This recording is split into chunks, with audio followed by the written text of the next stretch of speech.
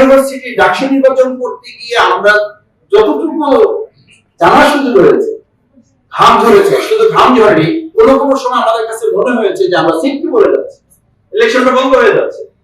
কোনো কোনো সময় মনে হয়েছে যে রেজাল্ট ডিক্লেয়ার করা যাচ্ছে না। রেজাল্ট ডিক্লেয়ার করার কথা রাত 8টায়, রেজাল্ট ডিক্লেয়ার করার কথা রাত 10টায়, সেই রেজাল্ট ডিক্লেয়ার করতে তো পরের দিন সকাল 10টা বেজেছে। আমি লেভেল প্লেইং ফিল্ডের জায়গায় আমাদের তো প্রতিদিন আমাদের কাছে, আমার মোবাইল অন্তত 50টা মেসেজ আছে, কালকে অমুককে মেরেছে, কালকে সোশ্যাল মিডিয়ায় একটা মত প্রকাশের জন্য তাকে ধরে এলাকায় মারধর করা হয়েছে, তার পরিবারে বাবা মাকে হুমকি দেওয়া হয়েছে, আপনি দল ছাড়েন না হলে দল থেকে আপনাকে এখান থেকে এলাকা থেকে বের করে দেওয়া হবে, আপনি ঢাকায় থাকেন এলাকায় আসবেন না, এলাকায় থাকেন এলাকা থেকে চলে যান। এই নির্বাচনকে আমরা যারা কথা বলি, আমার কাছে কোনো কোনো সময় খুব বিস্ময়কর মনে হয় যে আমরা ঠিক এমন ভাবে কথা বলছি যেন স্বাভাবিক প্রক্রিয়া একটা সরকার চলে গেছে এবং স্বাভাবিক একটা নির্বাচনের মধ্যে আমরা পেয়েছি। শিল্পের বিষয়টি কিন্তু তা না। আমাদের বিগত 15 বছরে ইনস্টিটিউশনগুলো শেষ করা হয়েছে, রাজনৈতিক দুর্বৃত্তায়ন হয়েছে, আমরা 15 বছর ভোট দিতে যাইনি, ভোট দিতে পারিনি। তার প্রেক্ষিতে একটা সরকারের বিপ্লবের মধ্যে দিয়ে, অভ্যুত্থানের মধ্যে দিয়ে পরিবর্তন হয়েছে এবং 3 দিন আমাদের কোনো সরকার ছিল। আমরা এখন যে সংবিধানের কথা বলি, আমরা 3 দিন কোন সংবিধানে ছিলাম, এখন কোন সংবিধানে আছে? এই সংবিধান জাতির জন্য অত্যন্ত গুরুত্বপূর্ণ, নির্বাচন খুবই গুরুত্বপূর্ণ। আমরা এই কথা যখন বলি কেউ মনে করেন যে জামাত ইসলামী নির্বাচন চায়, কিন্তু অত্যন্ত মজার ব্যাপার হচ্ছে জামাত ইসলামী একমাত্র দল বলতে হবে যারা কিন্তু আসলে নির্বাচনের প্রার্থীকে বাজারে মানে কাজ করছে। কিন্তু প্রশ্ন হচ্ছে যে এই জুলাই সনদের কার্যকারিতার প্রশ্নে যখন আমাদের কথা হচ্ছে, তখন আমার পরবর্তী সরকারের কথা, পরবর্তী সরকারের কথা একটু আগে আমি নেতৃত্বের কাছে শুনলাম যে কে বলেছে এটা মানব না, বলেছে রাজনৈতিক নেতৃবৃন্দের কাছ থেকে তো আমরা শুনেছি যে আমরা সরকারে গিয়ে এগুলো করে রাখবো, শুনেছি তো, আমরা এগুলো রেকর্ড আছে, এটা তো কোনো দলের পক্ষ থেকে উল্টো করা হয়নি যে না আমাদের এই কথাটা যেটা বলা হয়েছে আমাদের এই কথাটা যথার্থ না এবং যিনি বলেছেন এটা আমাদের দলের কথা না। সুতরাং এই কথাগুলো যদি আমাদের আসে তাহলে তো সরকার কথা থাকবে।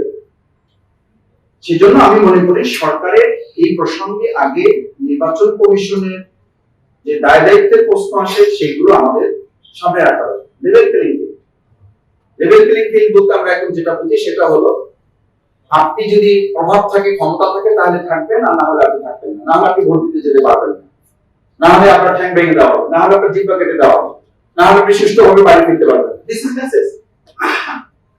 What is the level playing field?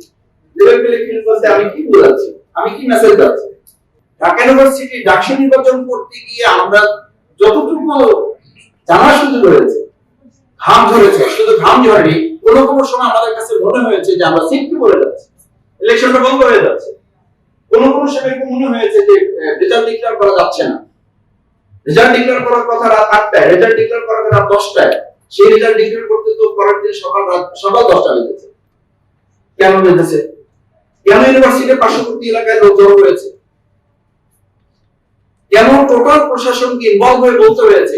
যদি এটা হয় তাহলে একটা ছোট্ট ক্যাম্পাস মানে বাংলাদেশের জন্য একটা ছোট্ট জায়গা, সেই জায়গাটাতে যদি গোটা প্রশাসন, রাজনৈতিক দল, শিক্ষার্থী ইনভলভ হয়ে করতে, তাহলে এত লক্ষ কেন্দ্রকে আমরা দেওয়ার দায় দায়িত্ব এই সরকার কিভাবে রাজনৈতিক দলগুলোর সাথে আলোচনা করা ছাড়াই একটা ডেট দিয়ে আমরা রোড ইলেকশনের দিকে চলে যাচ্ছি। আমি লেভেল প্লেইং ফিল্ডের জায়গায় আমাদের তো প্রতিদিন আমাদের কাছে, আমার মোবাইল অন্তত 50টা মেসেজ আছে, কালকে অমুককে মেরেছে, কালকে সোশ্যাল মিডিয়ায় একটা মত প্রকাশের জন্য তাকে ধরে এলাকায় মারধর করা হয়েছে, তার পরিবারে বাবা মাকে হুমকি দেওয়া হয়েছে, আপনি দল ছাড়েন না হলে দল থেকে আপনাকে এখান থেকে এলাকা থেকে বের করে দেওয়া হবে, আপনি ঢাকায় থাকেন এলাকায় আসবেন না, এলাকায় থাকেন এলাকা থেকে চলে যান। এটা তো হচ্ছে এখনকার। এরপর যখন আমরা আরেকটু ইলেকশনের মধ্যে প্রবেশ করব, আমি তো মনে করি তখন লেভেল প্লেইং ফিল্ডের প্রশ্নে আমাদের আরো অনেক ঝুঁকি মুখে হতে হবে।